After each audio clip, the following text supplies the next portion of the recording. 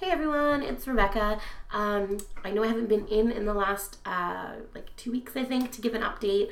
I gave a 1 week post-op and I'm now heading into, tomorrow will be 3 weeks, so I'm about like a week and a half going on 2 weeks. So sorry about that, but it's been crazy busy here. I had a friend fly in from another province, and she was here all of last week, so I was spending time with her and felt that was super important. So I thought I'd come on, give an update. Sorry, my phone's going off. My husband's trying to decide what to have for dinner. What was I gonna say?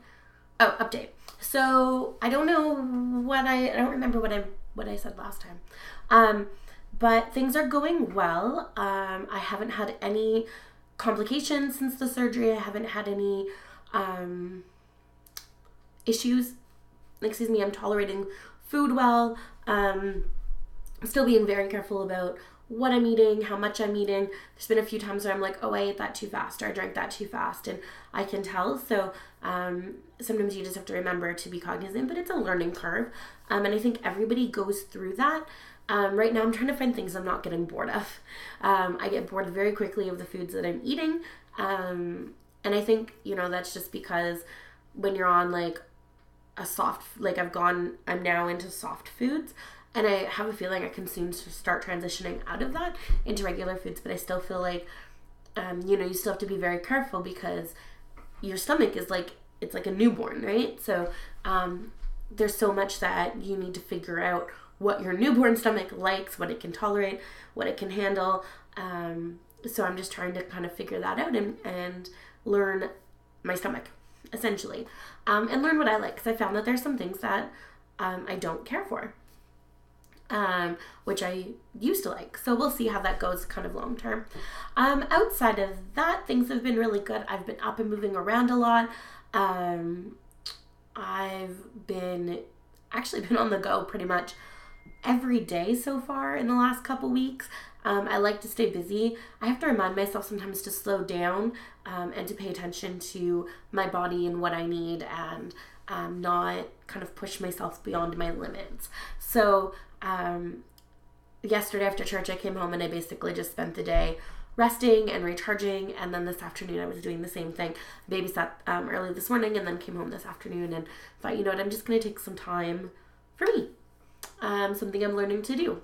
One of the things I'm going to do for me pretty soon is put up my Christmas decorations, because I love the holidays. It's my favorite time of year. So let's get down to the statistics or the numbers or whatever, because I'm sure, people want to know what the numbers are. So my highest weight recorded was 384 pounds, and that was here in Kingston. I had my surgery in Toronto at the Michael Garron Hospital. My doctor, I had two doctors. I had Dr. Arts and Dr. Syriac. And my surgery weight was roughly about 354 pounds. So I was down about 30 pounds to surgery. And I am now down to 334 pounds. So that's 50 pounds in a total loss and about 20 pounds from surgery. So 20 pounds in, 2 weeks, 3 weeks isn't so bad. Most people like 20 pounds in 2 months, right? So sometimes I get frustrated because I'll weigh myself and I'll be like, oh, I'm not seeing any change. And so for 4 or 5 days, I'll have the same number. And then all of a sudden I'll drop 5 pounds. And I'm like, okay, I don't know where that came from. But I have to remember that the scale isn't everything. Measurements aren't everything. It's about how I feel, my energy levels, what I'm able to do. And that's kind of a big deal for me. I had my first kind of major non-scale victory. If you don't know what that is, it's anything that you do that isn't revolving around the number on the scale. So it's something that maybe you couldn't do before, that you can do while you're on your weight loss journey, but that doesn't involve numbers. So for me, I had bought a pair of boots, just fashion boots from Walmart, which was the first big deal that I had, was being on the shakes and having my ankles not be as swollen, and so therefore I was actually able to buy boots, because I still can't buy your typical fashion boots. These ones are only ankle height because my calves are too big. But I was able to buy these boots and I love them. They're super cute, but I couldn't tie up the ties in the back. I couldn't reach around my legs. They were too big. I couldn't position my body. Everything hurt. So not yesterday, but the Sunday before, I went to go put my shoes on and, my husband was like, do you need my help? And I was like, no, I'm going to do it myself. So I was actually able to fully put my boot on, pull it up, and tie it up all by myself. And I cried. And you wouldn't think that, like, you'd be like, yeah, okay, well, you should be able to do that. And it's true. Like, you should be taking care of yourself and be able to do, like, basic things for yourself. So I'm trying to, like, block the light behind me. But sometimes your health just gets out of control. And you stop being able to do sort of basic things for yourself. And that was one of them.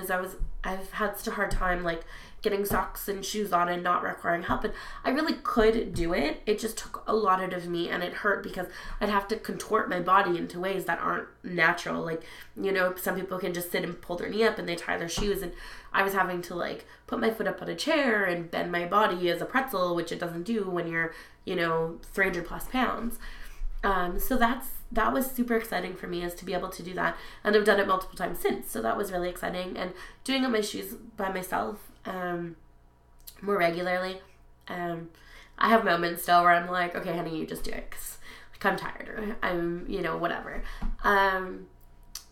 The only other thing from the surgery that I found is that I've had lots of back pain. And I talked to some people in a support group and they said that was normal. Or like could be normal, that some of them had the same thing. So I was a little less concerned about that. But yeah, outside of that, like, I'm finding that I'm able to do lots of stuff. I am still getting tired, which is part of that healing process, right? So I do find that I'm still getting tired. I'm still, making it to about, like, supper time. And then I'm like, okay, I need to stop. I'm exhausted. I'm in pain. I just need to rest. But I'm really pleased with what's happened so far. I really think that this was the best decision for me. Sometimes because the healing has been going so well, my husband and I both say, we forget that I had surgery, and sometimes I say, is this real? Like, did I actually do that? Did I actually, did this happen? And then, I moved the wrong way and I'm reminded that, oh yeah, I still hurt in some spots, but I feel really blessed to have so far been going through the process that I've been going through without having complications, because I know there's so many other people who have lots and lots of complications. So right now my biggest complication is my lungs, I think, have finally rebelled from having, like, breathing tubes in the hospital, the weather changing, and my allergies. So I'm having really, really bad asthma issues and sinus issues. So I sound super sick. I'm not. They're actually two separate issues. I have, like, a respiratory issue going on and a sinus issue going on. But combined, they make me feel yucky. But that's sort of my biggest, like, complication that I've had. But outside of that, things are going really, really well. We had our first snowfall today, which is super exciting. So I've cracked open the Christmas music, and soon I'll put up some decorations, and I might get to show you guys some of those decorations after they happen. So I hope that you are all doing fantastically. I hope that you're all having a great start to your November. Things are going well, and that you are just surrounded with love. All right, guys, I will talk to you again soon. Take care.